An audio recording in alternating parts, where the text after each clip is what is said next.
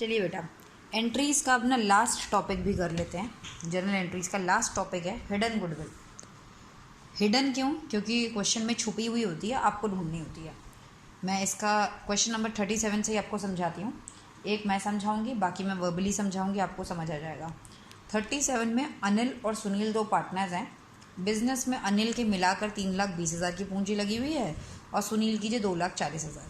आज की डेट में अनिल का 3,20,000 बिजनेस में लगा और सुनील का 2,40,000। ये एक और फ्रेंड है चारू, जिसको ये एडमिट कर लेते हैं और चारू अपने साथ 3,20,000 रुपये लेके आते हैं। तो अब आप ये बताइए, कायदे से तीनों की मिलाकर बिजनेस में कितनी पूंजी हो गई? 8,80,000। यहाँ तक किसी को कोई प्रॉब्लम? No ma'am. तो यानी कि बिजनेस में एग्जिस्ट जो कर रही है वो कैपिटल, वो कितनी दिख रही है? 8,80,000।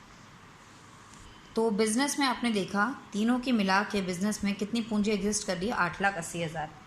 मैंने आपको इससे पहले भी कई बार बताया है, क्वेश्चन में अगर हमें कुछ भी टोटल निकालना होता है, जैसे आपको टोटल गुडविल नहीं गिवन है या टोटल कैपिटल नहीं गिवन है, तो ज़रूर आपको हिंट में किसी एक आध पार्टनर के बारे में कुछ हिंट होती है।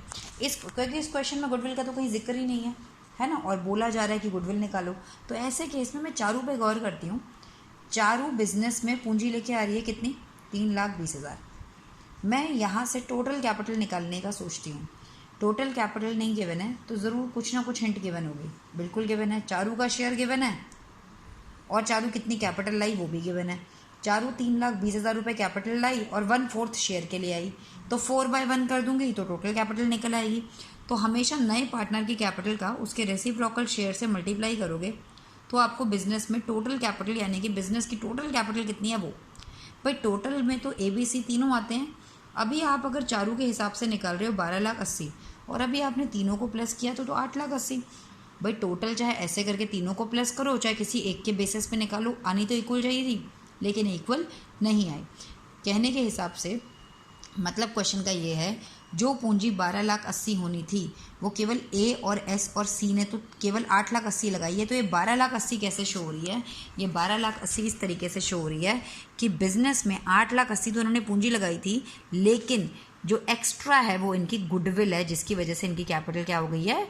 बढ़ गई है। तो टोटल कैपिटल के और एग्जिस्टिंग कैपिटल के बीच के डिफरेंस को फर्म की गुडविल बोला गया है। समझ आई बात? तीनों ने मिलाकर तो लगाए 8,80,000, लेकिन अगर देखा जाए तो टोटल बिजनेस में 12,80,000 लगे हुए हैं।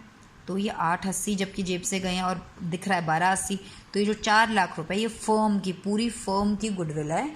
अब क्वेश्चन में आपको जो नया पार्टनर है चारू, उसको हमने बोला भाई 4 लाख रुपए गुडविल है, तू अपना हिस्सा लेता आ, 1/4 लेता आ या नहीं लेता आ, कुछ बोला नहीं है। अगर क्वेश्चन में देखिएगा, अगर चारू अपनी गुडविल का हिस्सा लाई होगी तो क्वेश्चन में गिवन होगा, लेकिन क्वेश्चन में ऐसा कुछ गिवन नहीं है। 4 लाख का 1/4 उसको 1 लाख रुपए लाना चाहिए था, वो नहीं लाई।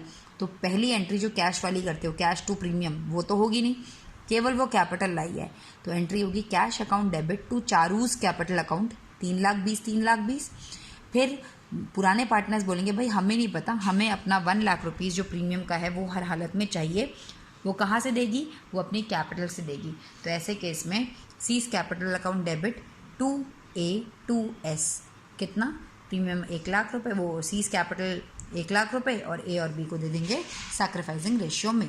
ओके, सिंपल है, बस गुडविल निकालना बताना था कि कैसे होती है। फिर हो गई ये बात। हिडन गुडविल में क्या करना है?